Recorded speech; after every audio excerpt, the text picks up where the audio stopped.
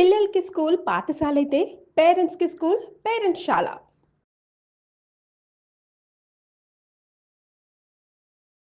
మనం తరచుగా వినే పాటల్లోనే ఒక గమ్మత్తు, ఒక చమత్కారం దాగి ఉంటాయి. కానీ అది కాలంలో గడిచిపోయిన కాలంలో మనకి ఎవరు చెప్పేవాళ్ళు లేక మనకు అది తెలియదు. కానీ దాని గురించి తెలిసిన వాళ్ళు మనతో పంచుకుంటే చాలా ఆనందంగా ఉంటుంది.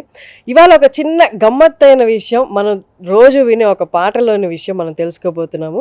శ్రీనివాస్ వడ్లమణి గారు మనతో ఉన్నారు. నమస్తే సార్. నమస్కారం అండి.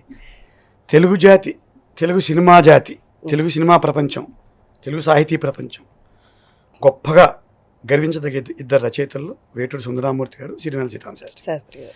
వేటూరి సుందరరామూర్తి గారిని పుంభావ సరస్వతి అంటారు. అని అపర సరస్వతి అంతే. అంటే ఒక మద్రాస్ మెరీనా బీచ్లో కూర్చుంటే 6 అసిస్టెంట్లు ఇలా కూర్చుంటారు. ఇతనిది విరహ గీతం ఫస్ట్ చరణం ఇస్తారు గురువుగారు. రెండో వాడిది ఒక ప్రేమ గీతం, ఆయనకు ఒకటి ఇస్తారు. మూడోది ఒక విప్లవ గీతం, వాడికి ఒక చరణం ఇస్తారు. ఒరే అబ్బాయి, నీ ప్రేమ గీతం ఎంతగా వచ్చింది అంటారు రెండో వాడిని. మళ్ళీ 6వ చరణానికి వెళ్తారు. 6వ చరణం ఒక చావు మీద పాట అనుకోండి, ఏదో లేక ఒక వేదాంత ధోరణితో కూడిన పాట. ఇలా 6గురికి అరగంటలో 6 పాటలు పూర్తవుతాయి. చరణం 1, చరణం 2, మళ్ళీ 6వ వాడికి రెండో చరణంకి వెళ్తారు. 3వ వాడికి మూడో చరణంకి వస్తారు. ఆర్డర్ కూడా ఫాలో అవరు ఆయన. అటువంటి పుంభావ సరస్వతి. స్వయంగా సిరివెన్నెల గారు నాకు ఆయన సోదర సమానులు. సిరివెన్నెల గారు చెప్పిందే, నేను వేటూరి గారిలో రాయగలను కానీ ఆయన అంత తొందరగా రాయలేను అన్నారు. అలా రాసి ఇచ్చేస్తారు అలా ఒక్క. సరే, ఇప్పుడు రాక్షసుడు అనే సినిమాకి పాట రాస్తున్నప్పుడు ఆ రోజుల్లో 1000 రూపాయలు ఇచ్చేవారు వేటూరి గారికి పాటకి. ఒక పాటకి 1000 రూపాయలు, 2000, 1500 ఇచ్చేవారు. అప్పుడు నిర్మాత గారు కెఎస్ రామారావు అనుకుంటాను, ఏదో బచ్చానేదో ఎవడో పక్కన కో డైరెక్టర్ వాళ్ళు తిట్టుకుంటారు, అవతల వాళ్ళు ఇచ్చానేదో తిడుతున్నాడు కో డైరెక్టర్, ఇంకో అసిస్టెంట్ డైరెక్టర్. ఆ చకారం అనేది మైండ్లో పడింది. వేటూరి గారితో అన్నారు, అయ్యా మీరు చకారాలతో పాట రాస్తే ఎన్ని చాలు వస్తే అన్ని వేలిస్తాను మీకు పాట కన్నారు. చిరంజీవి రాధా మీద పాట అండి, చిరంజీవి గారు రాధా మీద పాట. ఆ పాట మీరు వీలైతే ఒకసారి ప్లే చేద్దాం. అచ్చా బచ్చా బచ్చా,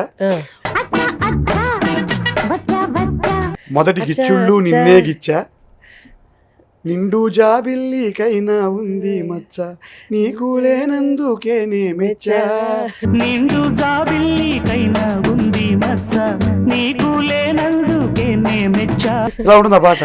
కాచుకో ఘటోద్గచ కౌగిలే మజా, ఇలా వెళ్తూ ఉంటుంది పాట. అది అలాగా దీంట్లో జాలు కూడా చాకి దగ్గరగా 50 చాలు 60 చాలతో ఉండే పాట రాశారు గురువు గారు. అప్పటికప్పుడే 5-6 నిమిషాల్లో. అది నిండు జాబిల్లికైనా ఉంది మచ్చ, ఇలాంటివన్నీ. సో ఇంకా లేదు, ఆయన ఖచ్చితంగా ఇవ్వాల్సి వచ్చిందా? ఇచ్చారు. 50,000 ఇచ్చారు, 50,000, 60,000 అన్ని చాలా వచ్చాయి. ఇటువంటి చమత్కృతులు సినిమా జీవితంలో చాలా జరుగుతుంటాయి. ఇలాంటి ఒకటి చెప్పుకుంటూ ఉందాం ప్రతి కథతో పాటు. ప్రతిసారి ఏదైనా ఒక నాకు తెలిసిన విషయం, సినిమా సంబంధమే కాదు, అడ్మినిస్ట్రేషన్ సైడ్ కూడా కొన్ని చెప్తాను సరదాగా. నేను because I came from bureaucracy, వచ్చేసారి నుంచి ఒక కథతో పాటు ఏదైనా ఒక విశేషం. ఇవాళ వేటూరి గారు కదా, నెక్స్ట్ కథతో శాస్త్రి గారితో ఒక విశేషం చెప్తాను. ఆ తర్వాత బ్యూరోక్రసీలో ఒక ఐఏఎస్ ఆఫీసర్ గురించో, విచిత్రంగా రాజకీయ నాయకుల యొక్క లంచగొండితనం గురించో, అలా విచిత్ర విషయాలు చెప్తాను నెక్స్ట్ టైం. అయితే విన్నవాళ్ళు మీరు చెప్పండి, ఎన్ని చాలు వచ్చాయో, వేటూరి గారికి ఎన్ని వేలు ముట్టాయో అన్నది మీరే కింద కామెంట్ పెట్టండి. Thank you sir. Thank you very much.